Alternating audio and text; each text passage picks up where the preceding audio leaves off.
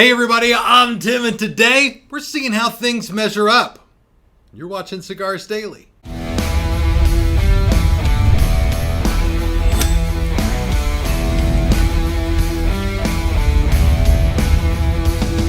This video is designed for educational purposes only. The idea is to spread the news about cigar culture and cigar craftsmanship and nothing else. And so I hope that you enjoy it. Cigars, like so many other things in life, come in a lot of different shapes and sizes. And the size and the shape that we choose is really designed to be what's perfect for us. This is not dissimilar to so many things, like when you go out to look for a car. Some people need very big cars and some people want very small cars. At the same time, you go and shop for a pizza. Some people need an extremely large pizza and other people need a little personal pan pizza. There's just a right size and shape of things for different people. And when it comes to a premium cigar, that actually changes a little bit more than just the serving size, if you will. When it comes to the pizza, your pizza will taste the same, regardless of what size you get it. It's like, it's going to be either more pepperoni and cheese and junk inside the pizza, or there's going to be less. But when it comes to a premium cigar, it's a blend of different types of tobacco leaves to create a particular experience. And sometimes when you change the size, it will change not only the flavor profile and the overall experience, but other critical things like how long that experience is going to take. And so today I want to dive back into our series on the secret language of cigars to talk about this.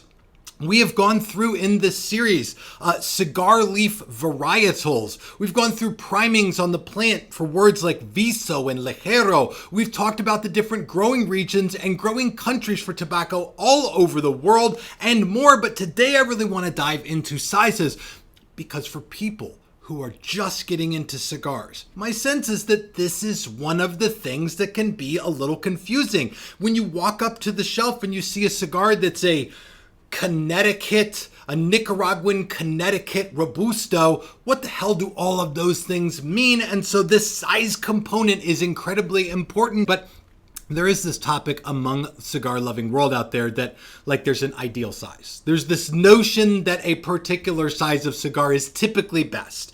It may not be the best through every blend out there, but there is one size of cigar that's best. I have my own opinion, but I'll ask you to comment down below. If you're in the cigar world and cigar culture, what is the best size of cigar? And I will tell you here very plainly that mine is a 6x52 Toro size, and I'm going to explain what that means in just a minute. But with no further ado, let's jump right in. Now, we measure the size of each cigar with two measurements. One of them is the ring gauge. The ring gauge can be measured very simply. It's 1/64 of an inch is one ring gauge. So if you've got a cigar that's got a 64 ring gauge, it's going to be 1 inch across the foot, 1 inch wide in terms of girth. And then the other one is with length. And length, I've got myself like a 6-inch ruler here. And I'm not going to lie, I feel like among the Cigars Daily audience, we're going to be pretty okay at measuring about what 6 inches is. I don't think that this is lost on a lot of you, but as I show you what the difference in these sizes is, I thought this would be at least a little bit helpful. So I hope that it is. And so as we measure each of these, you'll find those two measurements typically laid out like this right here. A typical ring gauge will show you the inch by the ring gauge. So a 5x42 would mean that a cigar is 5 inches long by about a 42 ring gauge, or about 2/3 of an inch thick cigar. And that does bring us into our very first size. Now, before I can dive into the size, I have to break these down into two categories for you, because at the end of the day, all cigars are categorized for their shape. Some cigars are what are called Parejos. That means that a cigar does not change its shape during any point through the experience. The ring gauge remains perfectly consistent. The cigar in my hand right here has a 56 ring gauge. And it's a Parejo because whether it's round or a box press cigar, it stays perfectly straight all the way through. There's this other category of cigars called Figurados. These are going to be cigars that change their shape at any point during the smoke. Some cigars have like a torpedo tip, or they have a fat bulbous thing near the foot and a little like nipple of tobacco sticking out. There's called like a Salomon. There are some of them that are like all kinds of odd shapes. Drew Estate even makes one that looks like an egg. It's insane. But truthfully, all of the sizes I'm going to mention fit into these two categories, and we're going to kick it off with the Parejos. Like I mentioned earlier, a 5 by 45 inch long by 42 ring gauge is a size called a Corona. Now, if you watched my video on plant primings, you'll notice there's also a plant priming called the Corona leaves on a plant.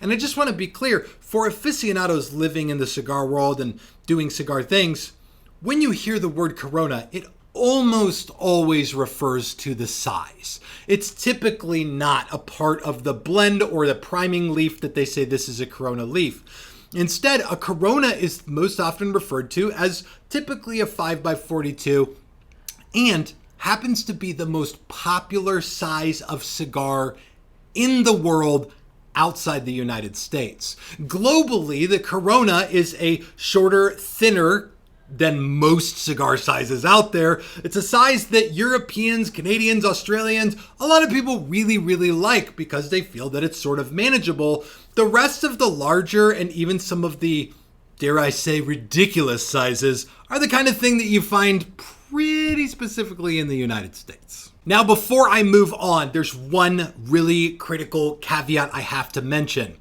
None of these sizes are absolutes. There's a range for every single one.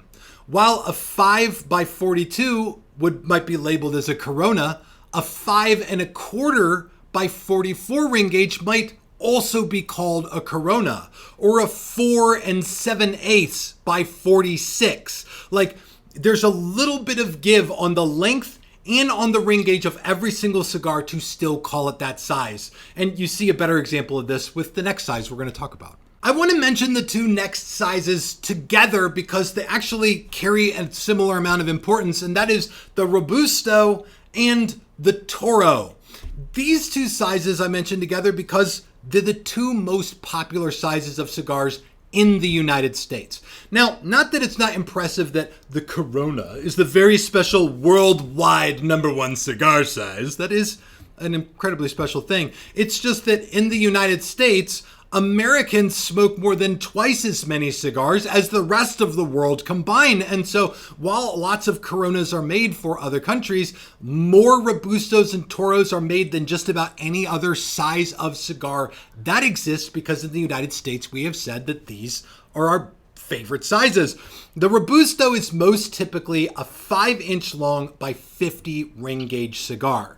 Now, again, there's some wiggle room with this because if a cigar is 4 3/4 and a 52 ring gauge, so a little shorter and a tiny bit fatter, it might also be called a Robusto. They might refer to it as a size called a Rothschild, which is a very traditional size, but typically you find that Robusto is what's put on the label these days. In addition to that, you might find a cigar that's longer, maybe 5 1/2 inches by a 54 ring gauge, might also be called a Robusto. So there's just a little wiggle room.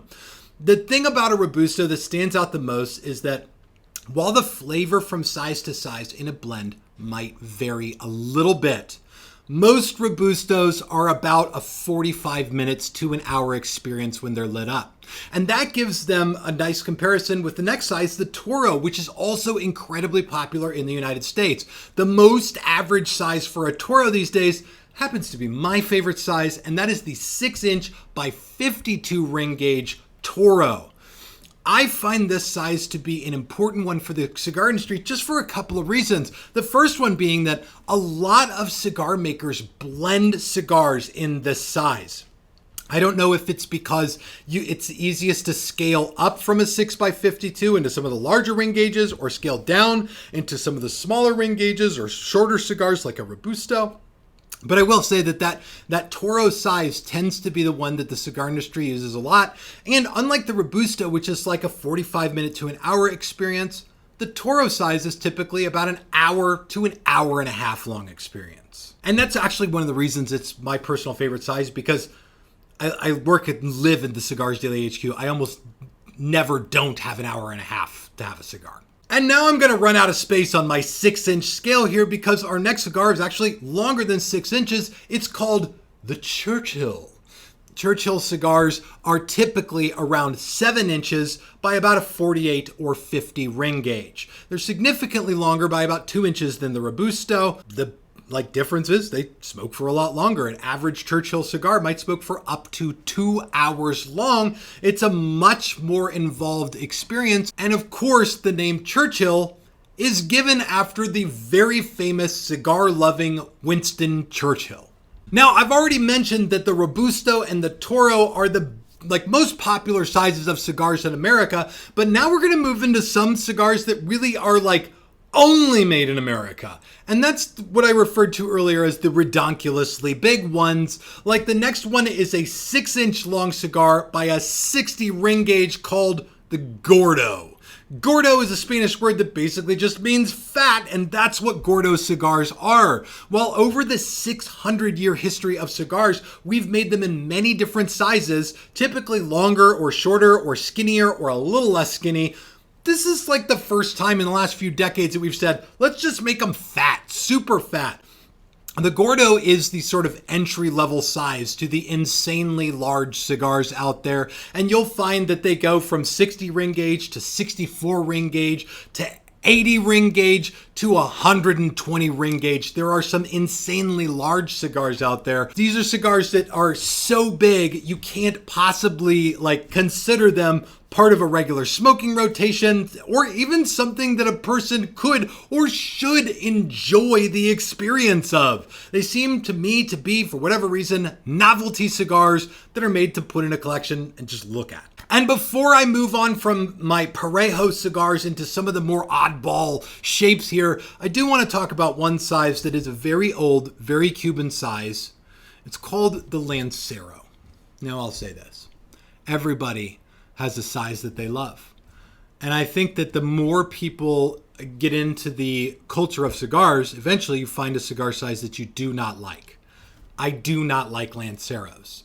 That's not to say that they're not fine cigars or that the size itself is not a fine size. There are lots of people who are very affectionate to Lanceros, but what a Lancero functionally is it's a Churchill on Ozempic. Okay, it's like a skinny Churchill, 7 inches long, most typically by a 38 ring gauge. They're the boba straws of cigars. They're I call them the Virginia Slims of cigars because they're so tender and so long and so skinny that it's just kind of like pinkies up when you're smoking them. And there are some things people really love about Lanceros. The thing that they talk about the most is the wrapper to filler ratio. You get so much more wrapper and so much more flavor out of a Lancero than a thicker cigar. And maybe that's true. I've had some Lanceros that have been a pretty impressive interpretation of a particular blend. That being said, I've always had problems with draw with the Lancero. It seems like they have a tendency to draw a little bit tight. Sometimes they even burn a little bit oddly. And so for me, it's just the dainty sort of maybe tight, bad drawing experience turned me off of Lanceros for a very long time. But some of the key people in the cigar industry that I know and call friends, they just absolutely love the things. Now, this is not an exhaustive list of all of the Parejos out there. There are some other ones like Lonsdales and other sizes like Cigarillos and a bunch of other ones smattered in there. But these are the main ones that most brands and most blends are making their most popular cigars in. And I'll give you one more fine point as I go into the Figurado side of this. All these terms I've given you pronunciations for. The only one where there's a bit of a variation is that Robusto size. A lot of people call this the Robusto. And it seems like there's a healthy contingent of people that do that. And that's just fine. If you call it a Robusto or a Robusto, you're doing just fine. But in the industry, the way that people refer to it is a Robusto pretty much unanimously. And now for the weird ones. We're going to get into the Figurados because these are the cigars that, I don't know, it feels like forever we just rolled round brown cigars. We just made them round and we made them brown and people more or less liked them. And it just, to me, feels like we got bored of that and we're like, we should see if we can make it shaped like something, like a stick or something peculiar. And truthfully, some of these cigar sizes were born out of, very interesting circumstances, but some of it just feels like we got tired of rolling them round and brown. But the next size is probably, of all the Figurados, the most popular size. this would be a standard size of cigar that if you're going to see a Figurado, it's probably going to be this one. And that is the Torpedo. A Torpedo is pretty self-explanatory. It looks like a Parejo. It's long and round, but at the top it tapers off into a tapered tip. And this is like, it looks like what it's called, right? The big thing about Torpedos is that they've got this like cult following. Some people just only like Torpedo cigars. One of the challenges with them is that you can't really use a punch cut on a Torpedo cigar. You can use a V cut. You can use a straight cut. But also, if you got to be extra careful about cutting too much off, and typically I recommend people cut them at an angle so you get a nice angled cut on a Torpedo for a better draw. But at the same time, it's just considered a Figurado because at some point near the shoulder, near the cap, it does start to change that ring gauge and taper off into that Torpedo shape. And again, some people can't stand them. Other people can only stand them. They can only tolerate a Torpedo. And this is a standard production size for most cigars. Again, if there's going to be one Figurado made in a line, it's probably the Torpedo. Now, this next one I think would be a total sleeper, like basically unheard of if some very popular, very famous cigars didn't bear this shape. And so I'm talking about the Perfecto here. The Perfecto, unlike the Torpedo, tapers off at both ends. It also tends to have a little bit bigger of a bulge in the middle. This is not a standard production size, and if somebody is going to make a cigar in a Perfecto, or really any of these Figurados, it's typically a special iteration of that cigar or some indication that that blend is special to the cigar maker. So you'll find these made from, like Arturo Fuente with their Hemingway series. They use some Perfectos in those, and those are without a doubt one of the most popular lines of cigars ever made. And so the Perfecto sort of gets its, center light from the fact that it carries some of these very popular brands. And the Perfecto, sort of like our next size, the Salomon, share a very unique common feature, and that's that not a lot of cigar makers can roll Perfectos and Salomons. I'm going to tell you about the Salomon in a second, but these are two pretty special sizes. And at the very least, with the Salomon, many cigar factories only have 2 or 3 or a handful of rollers that are even capable of rolling these very specialized shapes. And speaking of very specialized shapes, it's time to move on to like one of the creme de la creme of specialized ones. I've mentioned it, the Salomon. Now this is an odd one. It's basically a Torpedo at the cap, has this big bulbous shaped foot and then a little tapering, what I call like a nipple on the foot. This is an odd shape because unlike most other cigar shapes out there, it wasn't developed in Latin America. Today, a lot of the sizes and shapes we get for cigars come out of either Cuba or somewhere else, Nicaragua, the Dominican Republic, where they're developing a lot of cigars. But the Salomon was a size developed in a town called Dusseldorf in Germany years and years ago. It was developed by a cigar shop owner who had a lounge in Dusseldorf, Germany, and came up with this very oddball cigar shape that really has become a massive force in the cigar world because, like I said, when a cigar maker wants to say that a cigar, show off that a cigar is very special or say that a line is very special, they typically will make it in a Salomon. Now, I gotta tell you as well, this is not an exhaustive list of every size and shape of cigar out there.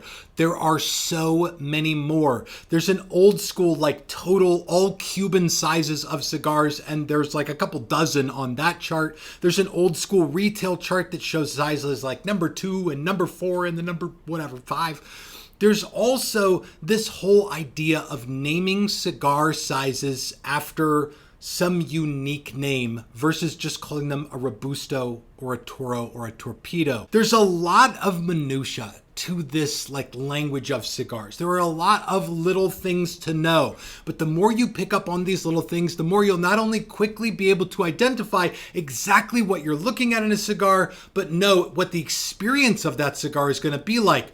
At the very least, with cigar shapes and sizes, it lets you know how long that experience is going to be, which for the busy world of aficionados today is a pretty damn important thing to know. And I'm going to ask you here again to drop down, what is the ideal ideal size of cigar? Put it in the comments below. And I do want to encourage you, check this video out on Rumble and on the community on Cigars Daily Plus. And thank you for joining me. This is Tim signing off for Cigars Daily, and I will see you in the comments.